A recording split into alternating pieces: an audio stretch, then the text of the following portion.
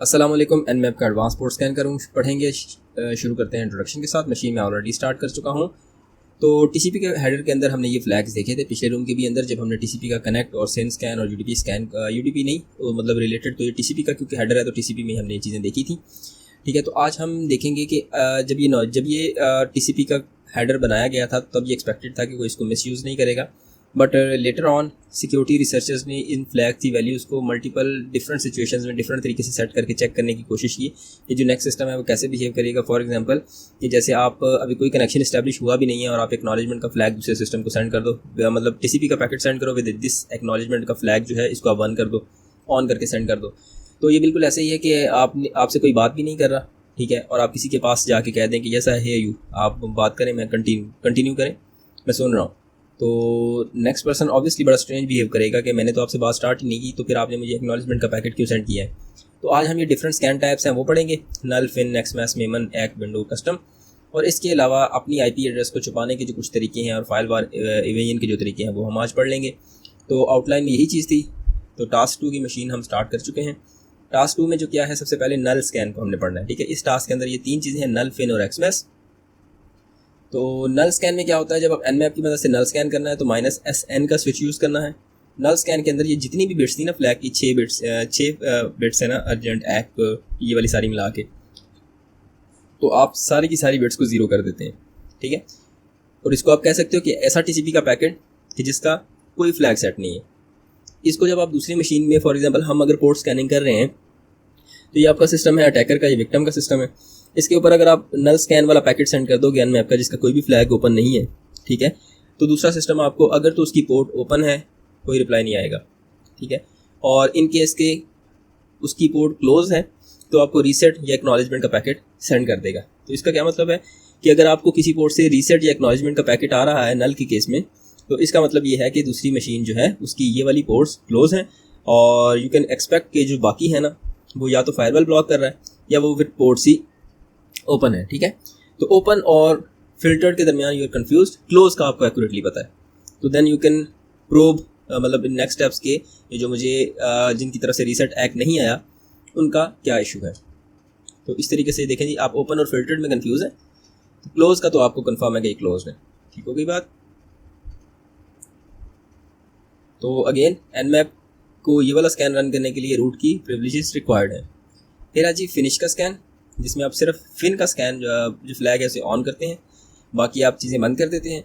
Nmap के लिए -SF करेंगे। ठीक है, जब आप ओपन पोर्ट पे फिन का पैकेट ऑन, टीसीपी का पैकेट सेंड करेंगे विद फिन फ्लैग ऑन, कोई रिप्लाई नहीं आएगा, जैसे ऊपर नल में भी कोई रिप्लाई नहीं आया था।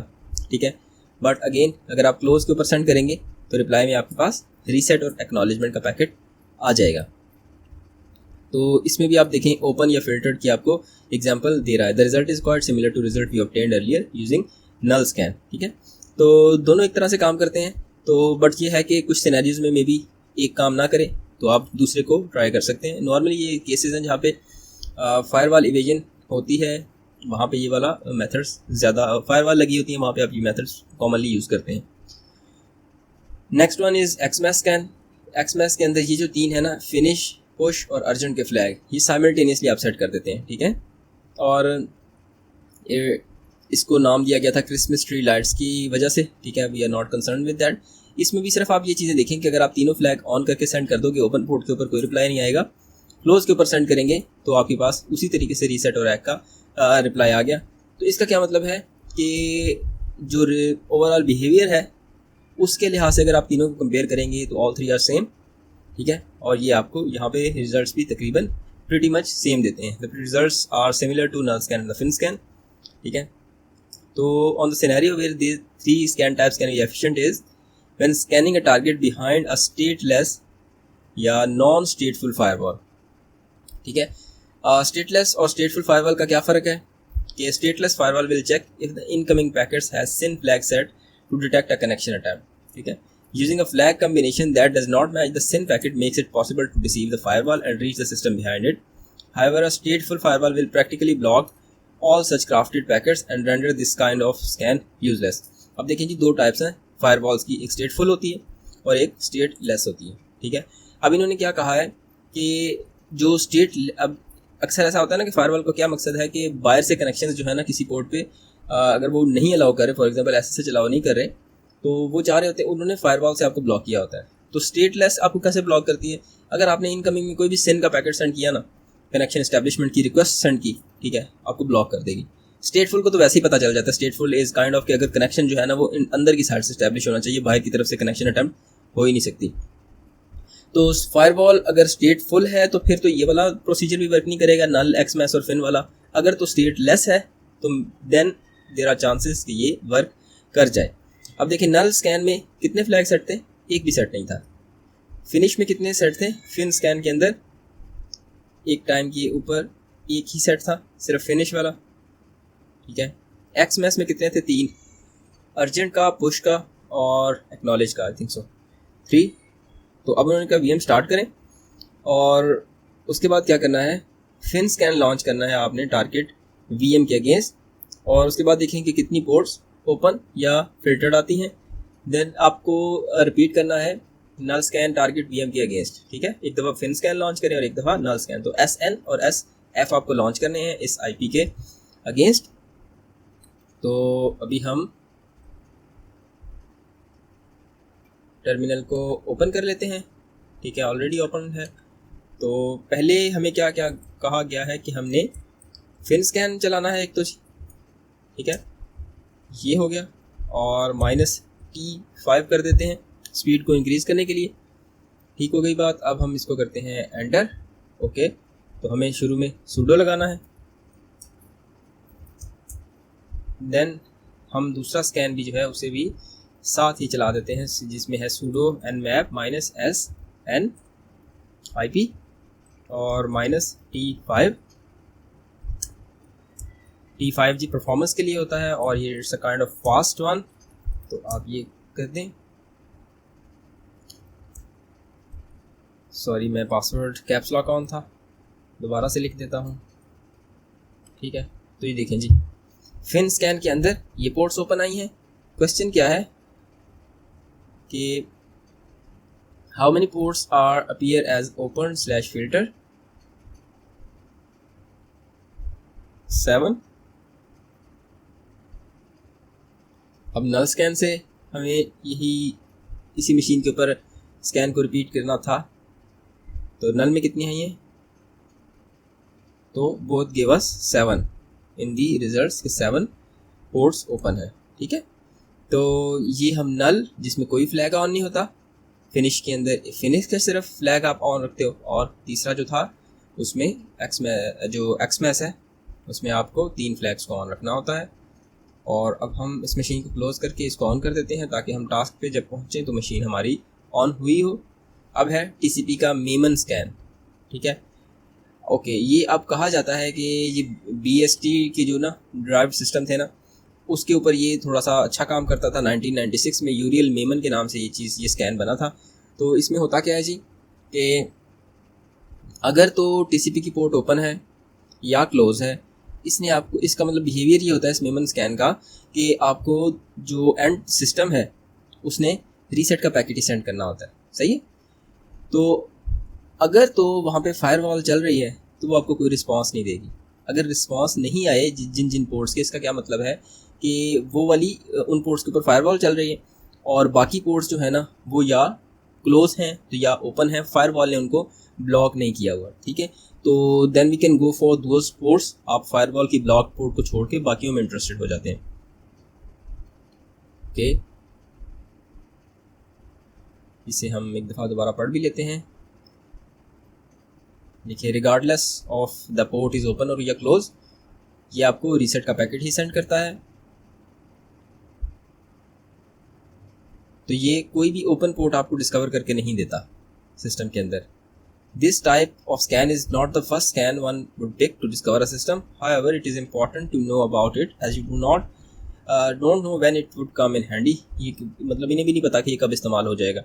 तो ये कह रहे हैं कि आपको बस पता हो। तो फिन और एक का जो है, फिन या एक है या फिन और एक है, इसमें द फिन एंड एक बिट्स आर सेट, ठीक है। फिनिश और एक्नॉलेज ये दोनों आप सेट करते हैं। तो इसको हम 2 करेंगे।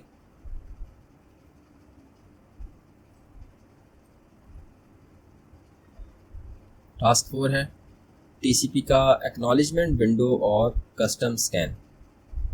एक्नॉलेज में क्या है, देखें ये काफ़ी सारी स्कैन टाइप्स nmap की एग्जिस्ट करती हैं। आपको सारों का पता होना ज़रूरी नहीं है। In most of the cases जब आप पेन टेस्ट करते हो तो systems are not secured by the firewall. बड़े स्पेसिफिक सिनेरियोज में आपको nmap की इन काइंड ऑफ स्विचेस की ज़रूरत पड़ती है, ठीक है। But to have a knowledge about this कि अगर आपको दोबारा से कहीं पे इस्तेमाल हो और कहीं पे पढ़ना पड़े तो आप पढ़ सको। आई एम श्योर कि आपको ये सारे स्कैन्स एकदम से याद नहीं रहेंगे कि आपको ये इसके पैकेट्स ऑन करने हैं, ये वाले मुझे फ्लैग्स ऑफ करने हैं, ठीक है। तो एक्नॉलेजमेंट का अगेन -SA की मदद से एक्नॉलेजमेंट का स्कैन काम करता है। और इसमें भी ऐसा ही है कि अगर आप मशीन की पोर्ट ओपन है या क्लोज है, आपको रीसेट का पैकेट ही सुनने को मिलेगा। बट अगर सिस्टम जो है ना फायरवॉल उसको सिक्योर कर रहा है, तब आपको आई थिंक सो रिस्पॉन्स नहीं आएगा। तो इससे आपको पता लग जाएगा कि अच्छा ये वाली पोर्ट्स जो हैं फायरवॉल ने ब्लॉक नहीं की गई, जैसे आप ये पढ़ लें। This kind of scan would be helpful if there is a firewall in front of target. Consequently, on which ACK packets result in responses, you'll learn which ports are not blocked by the firewall. मतलब जिस पे भी आपको reset का response आ रहा है, इसका मतलब है कि ये या ओपन है या क्लोज है, क्योंकि रिस्पांस मिल रहा है। अगर तो फायरवॉल लगी होगी वो ड्रॉप कर देगी, रिस्पांस नहीं आया, इसका मतलब ये वाली पोर्ट फायरवॉल ने सिक्योर की हुई है। और पोर्ट के ओपन होने का मतलब अगर रीसेट का पैकेट आने का हरगिज़ मतलब नहीं है कि पोर्ट ओपन है, कोई सर्विस चल रही है। अक्सर पोर्ट ओपन होगी, कोई सर्विस नहीं चल रही होगी, ठीक है। अक्सर जो है आपको रीसेट का मैसेज तो आ रहा होगा, बट इसका मतलब ये नहीं है कि वो वहाँ पर कोई ऐसी वल्नरेबिलिटी एग्जिस्ट करती है कि जिसे आप एक्सप्लॉइट कर सकें। -SA की मदद से ये स्कैन चलता है। ओके, विंडो स्कैन में क्या होता है, ये तकरीबन एक्नॉलेजमेंट स्कैन की तरह ही है, but it examines the TCP window field of the reset packet return, और on specific system this can reveal the port is open. कुछ सिस्टम पे ये बता सकती है कि पोर्ट ओपन है। ओके, तो विंडो स्कैन के लिए -SW का स्विच यूज़ होता है, ठीक है। आप एक्नॉलेजमेंट करो, आपको रीसेट भेजेगा। Launching a TCP window scan against a Linux system with no firewall with not provide much information, ठीक है। तो ये स्कैन जो टाइप है शायद स्पेसिफिकली विंडोज़ के लिए बनी है। लिनक्स सिस्टम पे जहाँ पे फायरवॉल नहीं लगी हुई, वहाँ पे आपको ये इन्फॉर्मेशन को इतनी ख़ास प्रोवाइड नहीं करेगा। ओके,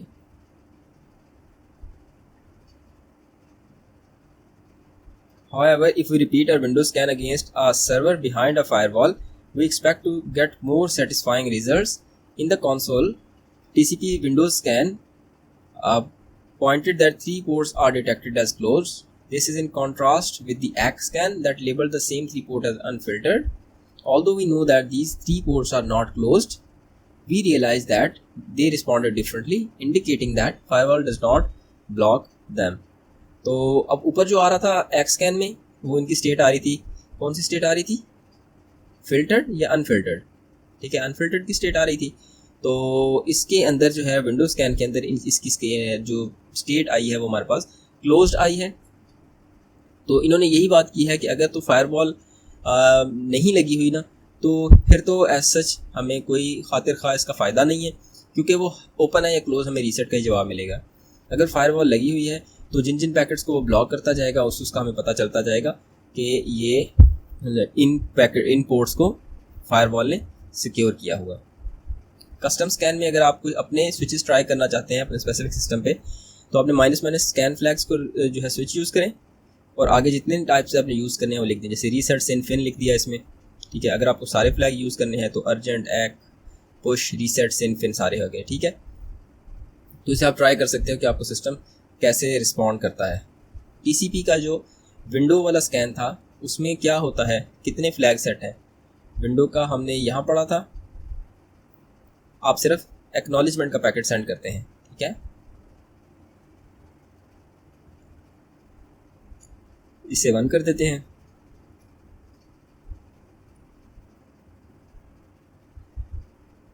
अगला क्वेश्चन है, you decided to experiment with a custom TCP scan that has the reset flag set.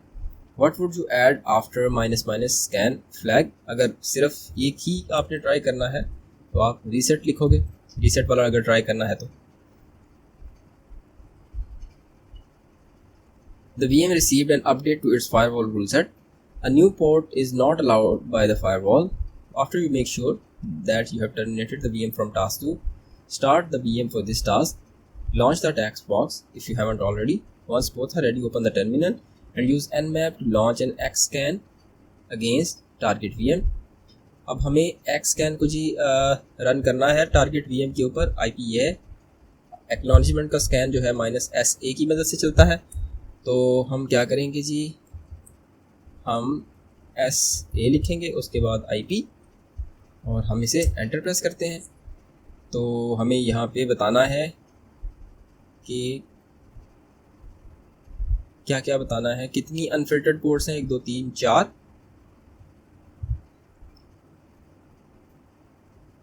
What is the new port number that appeared? Okay, ऊपर मेरे ख्याल में इन्होंने कोई हमें आउटपुट दिखाई है, तो उसके इन कंपैरिजन इन्होंने पूछा है. यहाँ पे SSH, SMTP और HTTP है. तो HTTPS का जो है ना, हमें एक 443 की पोर्ट थी वो शायद, क्योंकि HTTPS तो 443 पे ही चल रहा होता है. Is there any service behind the newly discovered port number? Yes, HTTP की चल रही थी सर्विस. ओके, नहीं चल रही थी. It's HTTPS. Is there any service behind the newly discovered port number? Service तो चल रही है HTTPS की. इसने हमको क्यों ये कह दिया है? ओके, वो कह रहे हैं कि आप जो है ना, इसे ब्राउज़ करके देख लो कि कोई सर्विस ऐसी चल रही है जो आपको रिस्पॉन्ड कर रही है. तो लेट्स सी. हमने इस IP को ओपन किया तो कोई रिस्पॉन्ड नहीं आया, तो इसका मतलब कि पोर्ट ओपन है, but there is no service running on this port. तो हम इसे नो कर देंगे. Okay, now let's move, close this one and move to the next one. The next task is spoofing and decoys. अच्छा, अगर अक्सर आप चाह रहे होते हो कि आपकी IP इन केस के जो टारगेट मशीन है, आपकी विक्टिम मशीन है, वो लॉग्स देखना शुरू कर दे because of some malicious activity, तो आपकी IP उसमें कहीं पे नज़र नहीं आया कि आपने स्कैन्स रन किए हैं, तो इसके लिए nmap एक ऑप्शन देता है कि आप अपनी IP को स्पूफ कर लें. आप अपनी मर्ज़ी की IP, नेटवर्क में वो कोई रियल IP होनी चाहिए, बट आप स्पूफ कर सकते हैं. फॉर एग्जांपल, अब ये अटैकर है, इसके नेटवर्क में एक मशीन है, तो ये क्या करेगा कि -S के स्विच की मदद से ये इसकी IP जो है अपनी कमांड में डाल देगा. ठीक है, कि जो IP का पैकेट है उसमें सोर्स IP ये वाली IP रखनी है, which is the IP address of this thing. तो जो पैकेट क्राफ्ट होगा इन द एंड, उसमें सोर्स IP इसकी जाएगी. तो लाजमी बात है कि जो आप इससे पूछोगे उसकी आउटपुट भी इसके पास ही जाएगी वापसी पे, क्योंकि डेस्टिनेशन स्पूफ IP होगी, आपकी नहीं है, क्योंकि सोर्स आपने चेंज कर दिया है. इससे क्या होगा कि आपकी IP तो इसके लॉग्स में नहीं आएगी स्कैन के दौरान, बट आपको रिजल्ट्स भी तो नहीं मिलेंगे ना, रिजल्ट्स भी तो इसको वापस मिल जाएंगे. तो ये वाली जो सेटिंग है, इसके अंदर ये होता है कि आपको नेटवर्क का कंट्रोल हासिल हो, आप नेटवर्क की ट्रैफिक को किसी तरीके से मॉनिटर करने के केपेबल होने चाहिए इस सिचुएशन के अंदर. ठीक है, अदरवाइज़ इस तरह का स्कैन यूज़लेस हो जाएगा. आप अपनी IP तो चेंज कर दोगे, बट रिजल्ट्स आपके पास नहीं आएंगे, जिसकी वजह से इशू ये है कि आपको पता ही नहीं चलेगा कि मतलब आपने nmap क्यों पोर्ट स्कैन रन किया था कि पोर्ट्स का पता चले, वो आपको पता ही नहीं चलेगा. अगर आपको स्पेसिफिक इंटरफेस, अच्छा एक चीज़ और है, -E की मदद से ना आपने एक तो नेटवर्क का इंटरफेस मेंशन कर देना अपना. ठीक है, अगर आपके पास इथरनेट भी चल रहा है, एक से ज़्यादा वाईफाई भी हैं, जैसे मेरे पास एक से ज़्यादा वाईफाई लगे हुए हैं. ठीक है, वाईफाई 2 है, वाईफाई 1 है, और इथरनेट का इंटरफेस भी होता है. तो कौन से इंटरफेस से आपने अटैक लॉन्च करना है, तो आप -E की मदद से वो वाला नेटवर्क का इंटरफेस मेंशन कर सकते हैं, एक बात. दूसरा, आपने -PN करके ना इसका जो nmap है इसको बता देना है मशीन को कि आपने पिंग का रिप्लाई एक्सपेक्ट नहीं करना. ठीक है, पिंग का रिप्लाई एक्सपेक्ट करने का क्या मतलब है, आपको पता है कि जब आप यहाँ पे पिंग करोगे, ठीक है, मशीन को, अगर आप nmap में पिंग स्कैन कर रहे हो, तो जो उसका रिप्लाई है वो यहाँ जाएगा, वो यहाँ नहीं आएगा. ठीक है, तो पिंग आपको क्या इन रिस्पॉन्स क्या समझेगा कि डेस्टिनेशन होस्ट अनरीचेबल. तो आप कह रहे हैं कि इसमें होता है कि आप कहते हो कि जो होस्ट है ना उसको ऑनलाइन ट्रीट करें. ऑलरेडी आई नो कि द होस्ट आर ऑनलाइन, तो -PN का स्विच इसलिए काम आता है. ठीक है, तो इसका मतलब है कि पिंग का स्कैन डिसेबल कर दें, पिंग नहीं करना, आप डायरेक्ट मशीन से कम्युनिकेट करने की कोशिश करें.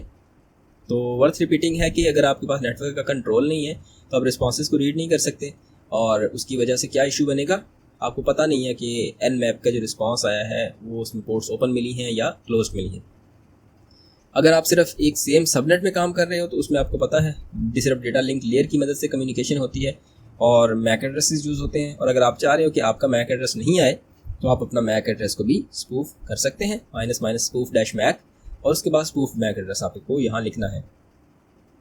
तो अगर आपके पास नेटवर्क का कंट्रोल है और अगर आप एक ही बंदे पे नहीं चाह रहे कि सारा शक इस एक स्पूफ्ड आईपी पे जाए और मल्टीपल आईपीज़ आप यूज़ करना चाहते हैं कि जो रैंडम भी हो सकती हैं, कि जो रियल एग्जिस्ट नहीं करती, ठीक है, वो कोई रियल आईपीज़ भी हो सकती हैं, और इन रिस्पॉन्स जब दूसरी मशीन रिस्पॉन्ड करेगी तो आप नेटवर्क की ट्रैफिक से आइडिया लें कि पोर्ट्स कौन कौन सी ओपन मिली हैं। तो इनको हम कहते हैं कि डिकॉयज़, ठीक है, मल्टीपल डिकॉयज़ हो सकते हैं।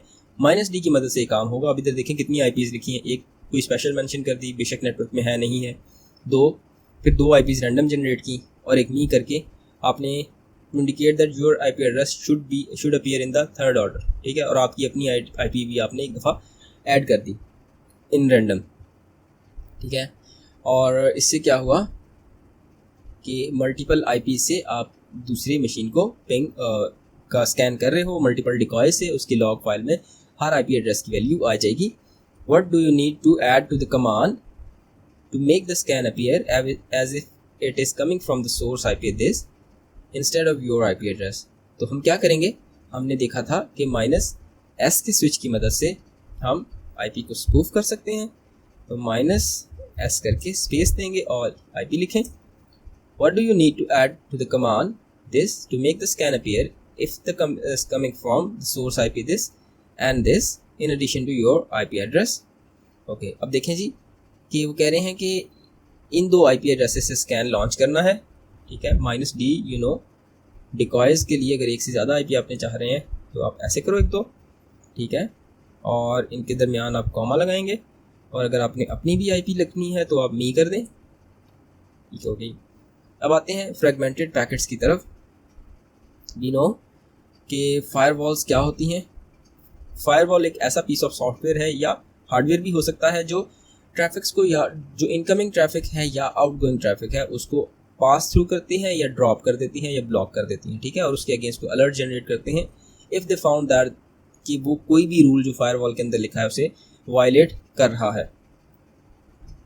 ओके, तो जो नॉर्मली फायरवॉल्स होती हैं वो सिर्फ हेडर जो होता है आईपी का और ट्रांसपोर्ट लेयर का हेडर होता है, उससे अंदाज़ा लगा रही होती हैं कि ये कौन सी आईपी और कौन सी पोर्ट के लिए ये इनकमिंग या आउटगोइंग रिक्वेस्ट है। तो अगर आपके नेटवर्क एडमिनिस्ट्रेटर ने वो अलाउ किया है तो it will allow that traffic to pass through, otherwise it would block that.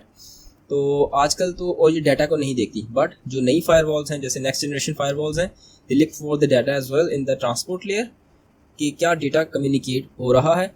और इसी तरीके से जो आईडीएस हैं, intrusion detection systems, they go for the behavioural patterns और स्पेसिफिक काइंड ऑफ सिग्नेचर्स जो आपके डाटा के अंदर आ रहे हैं, और इनके इसमें भी सर्टेन रूल सेट होता है। अगर कोई भी रूल जो है ना मीट कर गया, mostly the rules are to detect the malicious traffic, तो आपकी ट्रैफिक को ये ब्लॉक कर देगा।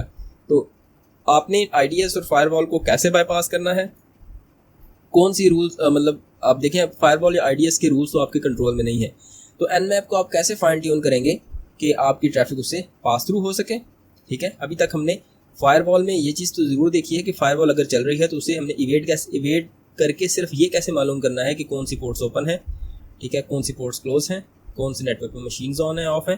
But still we do not know कि अगर हमको अपना डाटा पास करके वहाँ तक पहुँचाना है तो वो कैसे करेंगे।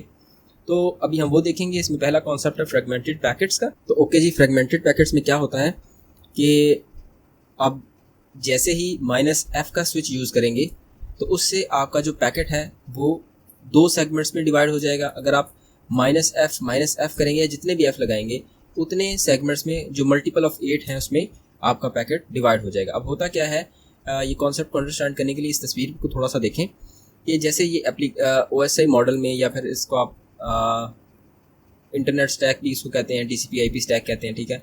इसको देखें तो हर नेक्स्ट लेयर जो है, जैसे ये डाटा था, इसके साथ TCP ने अपना हेडर लगाना है, जब ये नीचे मूव करेगा तो इसके साथ IP ने अपना हेडर लगाना है, और IP के लिए ये जो सारी सी चीज़ है ना, ये डाटा की हैसियत रखती है, ठीक है।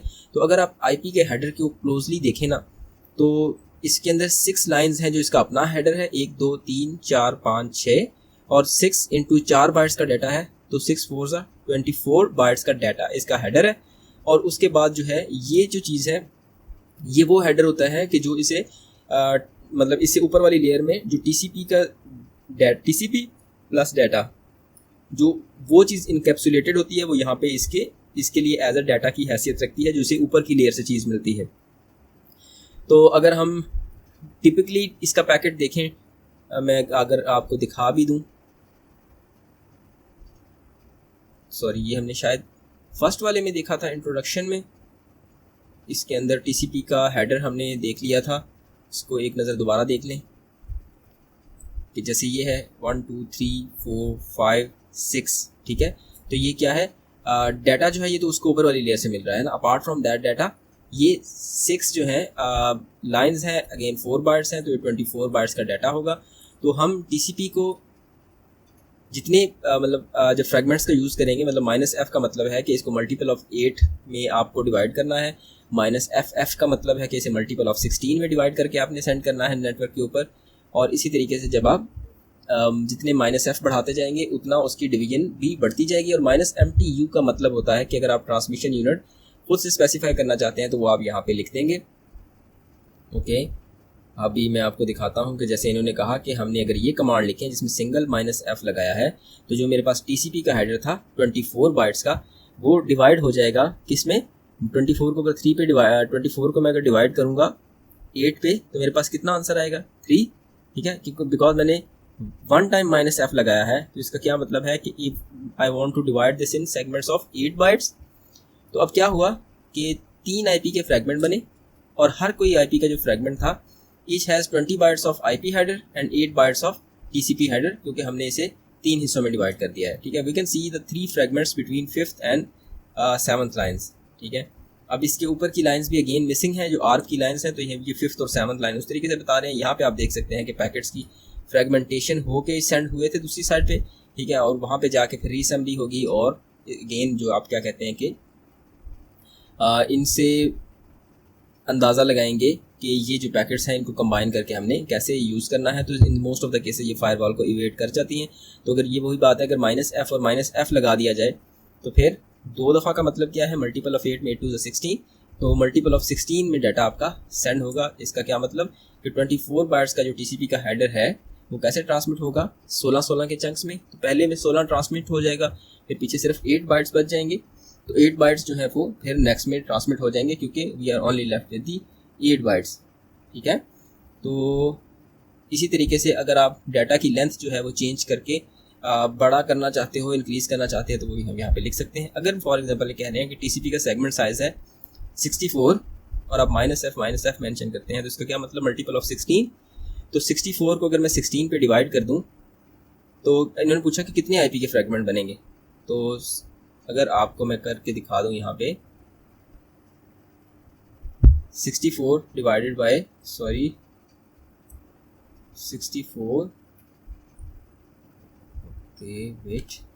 64 डिवाइडेड बाय 16, तो ये 4 आईपी के सेगमेंट्स बनेंगे। इसके बाद है जी आइडल या ज़ॉम्बी स्कैन। ये बड़ा इंटरेस्टिंग स्कैन की टाइप है, ठीक है। अगर तो हमने ऊपर देखा कि अगर तो आपके पास मशीन्स का कंट्रोल है नेटवर्क की, आप उनकी ट्रैफिक को मॉनिटर कर पा रहे हो, कर सकते हैं, तो आप वो स्कैन रन कर दें। इन केस कि अगर वो स्कैन फिजिबल नहीं है, आप नेटवर्क की ट्रैफिक मॉनिटर नहीं कर सकते, तो हम ये काम कर सकते हैं कि हम ज़ॉम्बी या आइडल स्कैन चला सकते हैं। इसमें होता है फॉर एग्जांपल आपके पास एक प्रिंटर लगा हुआ है, ये कोई भी मशीन है दैट यू थिंक कि वो आइडल पड़ी हुई है, ठीक है, आप उसकी मदद से मशीन आपको स्कैन कर सकते हैं। अब इसमें क्या होता है कि आप जो आईपी है ना वो इस ज़ॉम्बी आईपी इस मशीन की दे देते हैं, ठीक है। तो अब जब आप क्या कहते हैं कि जी मैं अभी आपको यहाँ पे दिखाता हूँ कि अगर पोर्ट्स ओपन हो तो ये कैसे बिहेव कर। अब आपने क्या करना है, सोर्स एड्रेस अपना चेंज कर देना है और इसका ऐड कर देना है, ठीक है। आपने इसे रिक्वेस्ट की nmap से स्कैन करने की कोशिश की, अगर तो पोर्ट क्लोज है ना तो ये आपको रीसेट का पैकेट सेंड कर देगा, ठीक है। एक सिनेरियो भी फिलहाल समझे, अगर पोर्ट क्लोज है तो जो ज़ॉम्बी आईपी है, क्योंकि हमने यहाँ पे सोर्स एड्रेस ज़ॉम्बी आईपी का दे दिया था, ये जो आइडल रहती है मशीन, ठीक है, इसका एड्रेस दे दिया था, तो यहाँ पे अगर पोर्ट क्लोज होगी तो ये इसको रीसेट सेंड कर देगा, ठीक है। एंड इसको भी कोई कंसर्न नहीं है, ये कुछ भी नहीं करेगा, ठीक है, टिक के बैठा रहेगा। अगर तो पोर्ट इन केस की ओपन हुई ना, ठीक है, और आपने सिन का पैकेट फॉर एग्जांपल सेंड किया है, ठीक है, आप स्टेल्थी स्कैन कर रहे हो सिन का पैकेट, तो ऑब्वियसली पोर्ट ओपन है तो वो सिन एक का पैकेट भेजेगी यहाँ पे, सही है। तो क्योंकि अब तो प्रिंटर ने ये रिक्वेस्ट ही नहीं किया था, ये तो आपने रिक्वेस्ट किया था, तो ये रीसेट भेज देगा कि that I am not open for connection right now. तो तो ये आपको एक पैकेट सेंड करेगा। तो आईपी के हेडर में एक चीज़ होती है जिसे हम कहते हैं आईपी आईडी। अब आपने सिर्फ इसकी जो प्रिंटर है, जो आइडल पीसी है या ज़ॉम्बी है, उसका ये सिर्फ चेक करना है कि इसकी आईपी आईडी इंक्रीज़ हुई है या नहीं हुई। ठीक है, अगर इन केस ये रीसेट सेंड करता है तो इसने रिप्लाई में तो कोई पैकेट सेंड नहीं किया, तो इसका मतलब इसकी आईपी आईडी इंक्रीज़ नहीं होगी। But in this specific case जब पोर्ट इसकी ओपन थी, इसने इसको कहा हाँ ठीक है अब मैं बात करने के लिए ओपन हूँ, तो आपने कहा मैंने तो कहा ही नहीं आपको बात करने के लिए, रीसेट भेज दिया इसने। तो उसकी वजह से क्या हुआ कि इसने अपनी आईपी आईडी इंक्रीज़ कर ली। तो जब आप इसको सिन एक्ट भेजोगे तो ये आपको रिप्लाई देगा उसका। ठीक है, रिप्लाई यहाँ से जैसे ये भी आपने देखा सबसे पहले, सिन एक्ट भेजोगे तो ये आपको रीसेट का पैकेट भेजेगा क्योंकि ये आपसे कम्युनिकेट नहीं करना चाह रहा, और उसमें से आप इसकी आईपी आईडी पढ़ो। अगर तो अभी तक इसने, जैसे ये सिचुएशन थी, इसको सारी क्लोज पोर्ट ही मिली हैं, तो इसकी आईपी एड्रेस आईडी की जब आपने पहली वैल्यू देखी होगी, सबसे पहले आप एक दफ़ा नोट कर लेंगे, उसके बाद दोबारा चेक करें तो वो एक 1 by 1 इंक्रीज होगी। अगर इसको एक पोर्ट ओपन मिल गई हुई और फिर आपने इसको सेंड एक्ट भेजा तो ये अपनी आईपी आईडी जो आपको सेंड करेगा वो 2 इंक्रीज होगी। तो इसका मतलब कि आपको आइडिया हो जाएगा कि इसने मशीन ने किसी और को भी पैकेट भेजा है इन दिस मीन टाइम। तो इसका मतलब कि दूसरे सिस्टम की कोई पोर्ट ओपन है जो आपने हिट की थी एनमैप के ज़रिए। You discovered a rarely use network printer with IP address. अच्छा, इसके लिए ये लाजमी है कि जो मशीन है वो आइडल हो। अगर तो वो खुद भी नेटवर्क पे कम्युनिकेट कर रही है तो उसकी आईपी आईडी तो वैसे ही इंक्रीज़ होती रहेगी। तो इन्होंने क्या कहा है कि इस मशीन पे आपने ये ज़ॉम्बी स्कैन रन करना है या आइडल स्कैन, तो आप कैसे रन करेंगे। ठीक है, इसके लिए यही है जी -SI, और आप उसके बाद IP लिखें। कैसे रन करेंगे, गेटिंग मोर डिटेल्स। अगर आप चाहते हो कि आपको साथ रीज़न भी पता लगे कि अगर इसने पोर्ट को ओपन कहा है तो क्यों कहा है, क्लोज कहा है तो क्यों कहा है, तो आप माइनस रीज़न का आर्गुमेंट साथ ऐड कर सकते हैं, तो ये आपको रीज़न भी प्रोवाइड करेगा। और इफ़ इन केस कि अगर आपको ज़्यादा डिटेल्स चाहिए जो एनमैप वर्किंग कर रहा है, तो बाय एडिंग मोर वीज, जिसे वर्बोसिटी कहते हैं, आप you can get more details about what is happening in this Nmap scan. अब इन्होंने क्या कहा है कि आप मशीन के ऊपर ये स्कैन रन करें, फास्ट वाला, -F हमने बताया था फास्ट स्कैन होता है, और उसके बाद उसकी रीज़न चेक करें कि अगर उसने इसको ओपन या क्लोज कहा है तो क्यों कहा है। ठीक है, the room was very lengthy actually, तो बट होपफुली आपको कुछ चीज़ समझ आई होंगी। तो अक्सर ऐसा होता है कि मैं ख़ुद भी चीज़ों में कंफ्यूज हो जाता हूँ, because I am also not that expert, I am also learning along with you। सो जब तक ये मशीन ओपन नहीं होगी हम ये स्टेटमेंट नहीं चला सकते। In the end what is in the summary, वही कमांड्स जो ऊपर हमने सीखी हैं वो सारी कमांड्स ये लास्ट में लिख देते हैं, तो हम इस पर कंप्लीटेड पे क्लिक कर देते हैं, और उसके बाद ताकि हमारे पास सिर्फ एक गेटिंग मोर डिटेल्स का जो टास्क है ये रह जाए। हालांकि अब इसकी ज़रूरत नहीं थी, बिकॉज हमने एनमैप की आउटपुट से भी अंदाज़ा लगा लिया था। What is the reason provided for the stated port being open? तो ये IP इसकी चेंज हो जाएगी। ठीक है, आप इसको कॉपी करें और कंट्रोल A करके सूडो कर लें। देखते हैं जी क्या आउटपुट हमारे पास आती है। हमें इसे ओके सिन एक्ट और TTL जो है इसका टाइम टू लिव है 63 है। दिस इज़ द रीज़न कि इसने पोर्ट को ओपन कहा है। हम इसे पेस्ट कर लेते हैं। Okay, what is the reason provided by the static port being open, SYN एक्ट इसका आंसर है। ओके, TTL की वैल्यू हमें नहीं बतानी थी। तो पोर्ट स्कैनिंग के बाद क्या होता है वो हम अगले रूम में देखेंगे। तो डैशबोर्ड पर क्लिक करके मैं आपको दिखाता हूँ कि हमने अभी तक इसमें क्या चीज़ें कंप्लीट कर ली हैं। अभी हमने इसमें देखना है एनमैप का पोस्ट पोर्ट स्कैन, और इसके बाद हैं जी protocol and services. Let's see I can get myself to this. इसका मतलब है कि नेटवर्क डिस्कवरी का जो एरिया है उसमें हमने 4 रूम भी मज़ीद करने हैं, और फिर वल्नरेबिलिटी रिसर्च, मेटास्प्लॉइट और प्रिविलेज एस्केलेशन हम स्टार्ट करेंगे। So this is all for the today's lecture.